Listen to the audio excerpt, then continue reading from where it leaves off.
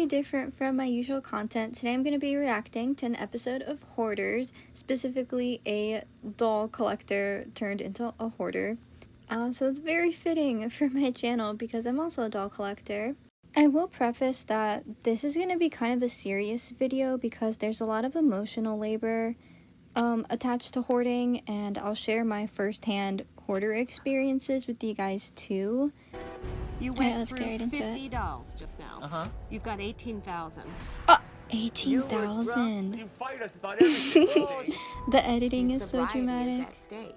Well, this is serious. I shouldn't be laughing. Protective services coming in. Compulsive hoarding is a mental disorder marked by an obsessive need to acquire and keep things even if the items are worthless, hazardous, or unsanitary. Yeah, so that's very true. It is a mental disorder, which is why it's extremely difficult to manage, especially if the hoarder is a lot older because it's been accumulating over years.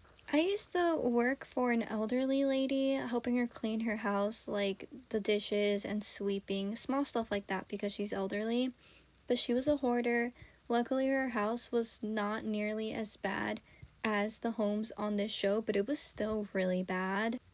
One of the small things I did was take out her trash. Like, my job was not even to focus on the hoard, but one of the things I tossed out was an old pizza box. It was empty, and it had been for a minute, and there was like grease stains because it's a used pizza box. I went home that day pretty physically exhausted because I had worked like the whole day. That was like, what, 8 hours? But mostly mentally exhausted. Just being in a hoarder's house, for me, I was only there for, like I said, like 8 hours.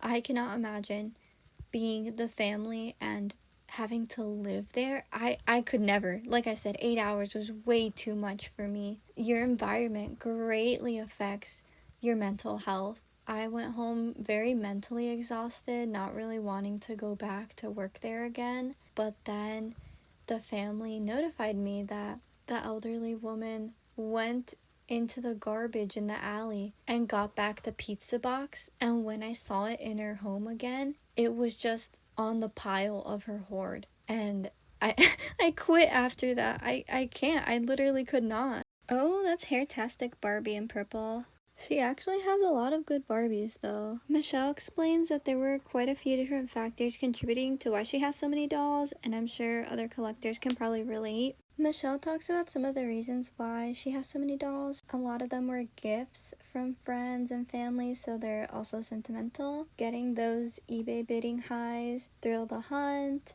buying when depressed to feel happy for a bit. This is some of the emotional labor I was talking about, where it's sometimes not even about the items, but what they represent.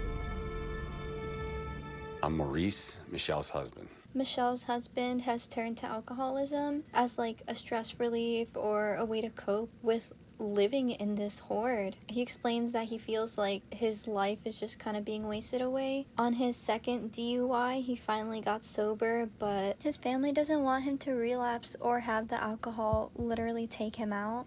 Right now, my mother is living with us. Oh no. So the grandma doesn't even have a bedroom, and her grandchildren are ready to call Adult Protective Services if it doesn't get any better.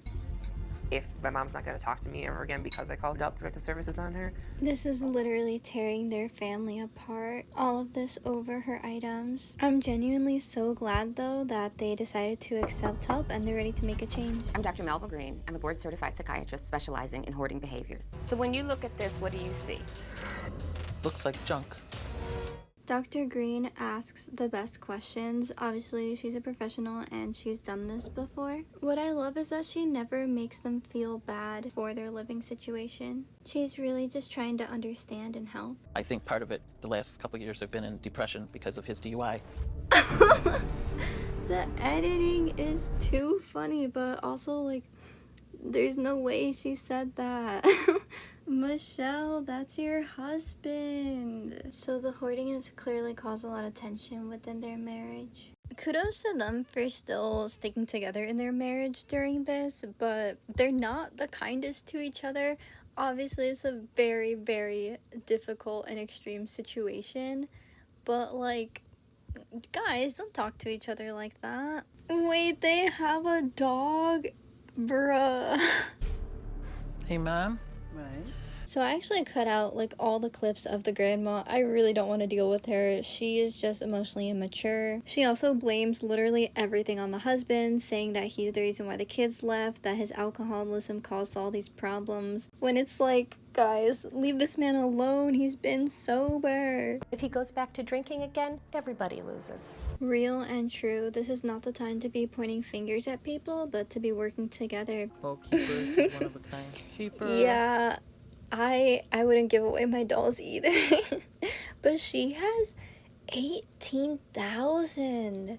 I'm pretty sure they're in debt as well from that. All my friends, we all say we're vinyl addicts.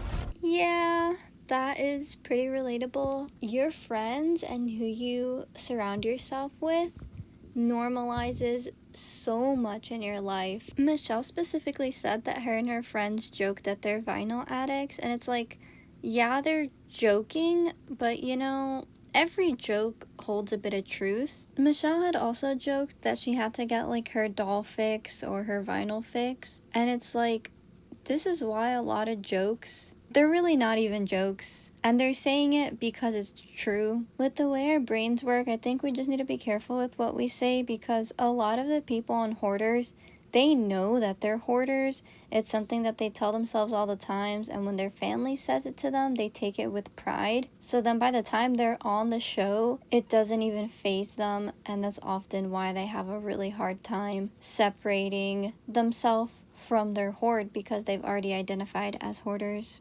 Oh no, the grandma's attached to the hoard.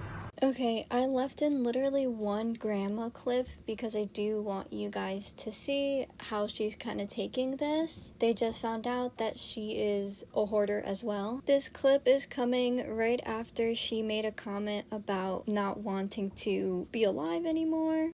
You guys are doing it anyway, so I guess there's nothing I can do about it. So what's done is done.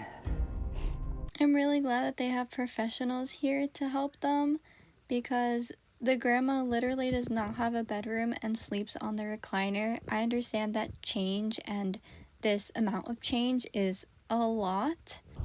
Oh, I'm actually so excited. They have someone here to appraise her collection. Her collection is actually in really good condition. Like, so many things are in the box. Monster High, Pinky Cooper, what I would do for that. I think it's really cool that they got an auctioneer for them. Conservatively, I would say a good auction estimate for everything that I've seen, you're looking at roughly around $500,000. Okay, but I want to know how much money was put into the collection.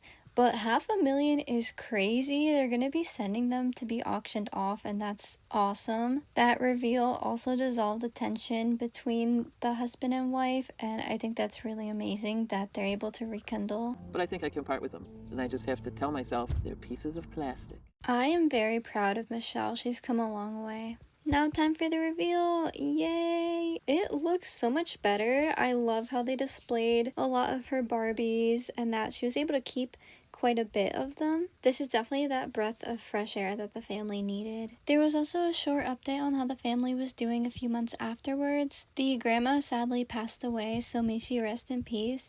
I'm really glad that she was able to have a nice clean home for the last bit. Thank you guys for listening to my commentary on this doll hoarder episode. I personally try to be very self-aware, and I'm really glad that I'm surrounded by people who also hold me very accountable for my collecting. Thanks for watching. Bye bye!